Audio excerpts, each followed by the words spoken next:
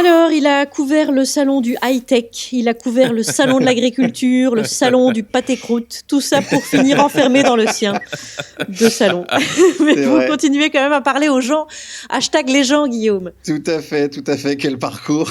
Mais je vais commencer par vous parler d'une Jean, parce que c'est un petit peu la dédicace à la star du moment, Sibeth Ndiaye, qui se révèle en ce moment, elle se dépasse.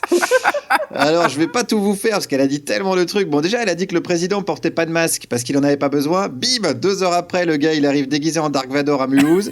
Bien joué.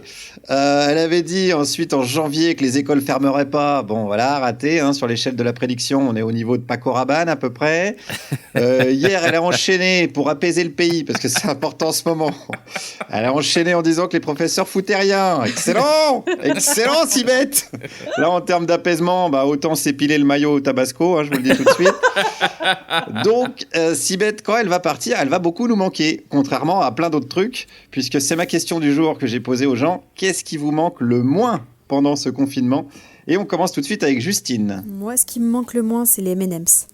Parce que les M&M's crispy sont là, les M&M's crispy sont là. Je travaille dans un cinéma. Désolée. Voilà. C'est long, hein, ce confinement, Justine, Ouais. j'ai l'impression. Et là, on est seulement à 10 jours. Hein. Va falloir tenir le coup. Alors, ceci dit, peut-être que les M&M's sont un remède contre le coronavirus. Teste ça sur ton teckel, Justine, et puis envoie le résultat à Didier Raoult. Ça va l'intéresser.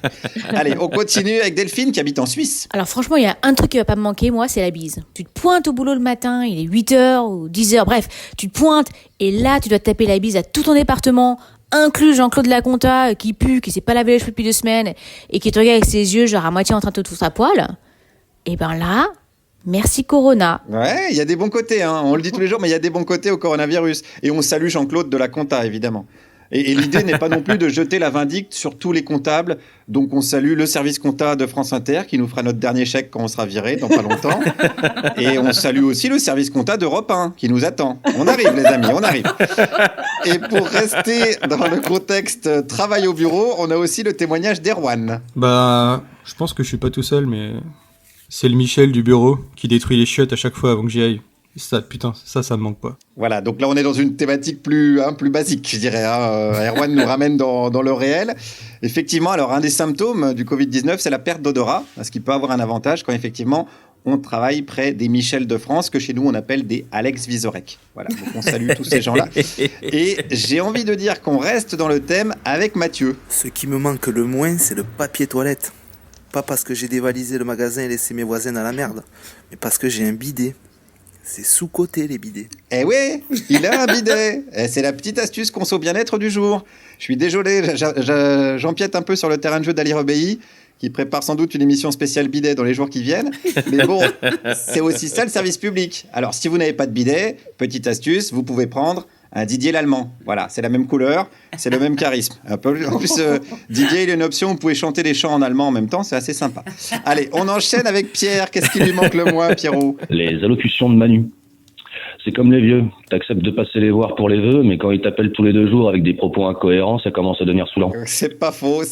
Il est chaud en ce moment, Manu. Il profite quand même de la situation pour se tailler un costard de chef de guerre. Macron, c'est terrible. On dirait un Playmobil qui a piqué un costume de G.I. Joe.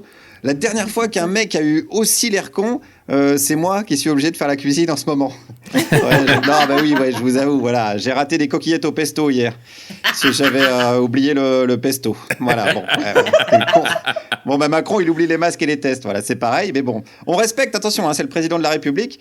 Et puisqu'on parle de République, il y a également un député qui m'a laissé un petit message. Alors, c'est le témoignage d'un parlementaire anonyme sur la question de ce qui ne me manque pas pendant le confinement. Et je dois dire que ça ne me manque pas, le gaz lacrymogène. Après, ce qui était bien à l'époque, c'est que finalement, quand on toussait et quand on avait la gorge qui piquait, on allait se rassurer les uns les autres. Maintenant, ça fait flipper. C'est vrai qu'on regrette un petit peu le temps où il y avait juste des arrachages d'œil et des mutilages de mains. Alors, c'était un message d'Hugo Bernalicis, qui est député de la France Insoumise. Donc, c'est les Che Guevara du Somme, hein, qui ruminent leurs 600 000 voix d'écart. On ne saura jamais s'ils auraient fait mieux que le gouvernement actuel, mais en tout cas, ça paraît difficile de faire pire. Merci Guillaume. Je vous en prie. Vous avez parlé, Guillaume, d'un certain Didier Lallemand. Moi, je vois pas bien qui c'est. Didier Lallemand, il semblerait qu'il soit encore le préfet de police de Paris. Ah, voyez. oui. Oui, c'est quelqu'un qu'on aime beaucoup.